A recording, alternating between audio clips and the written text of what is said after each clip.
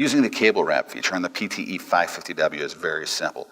We already have our data selected here and the machine is set to general. Instead of printing a standard strip of labels that has this information on it that you see, now you want to do a cable wrap.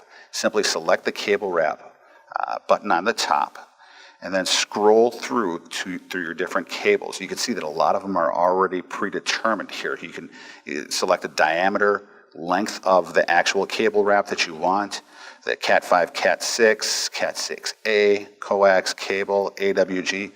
For this example, let's do an AWG.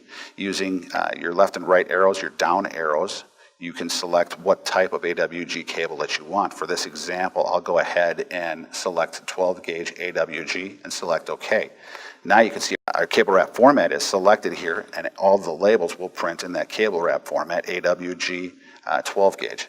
We'll go ahead and print a few labels for this example. Just like that.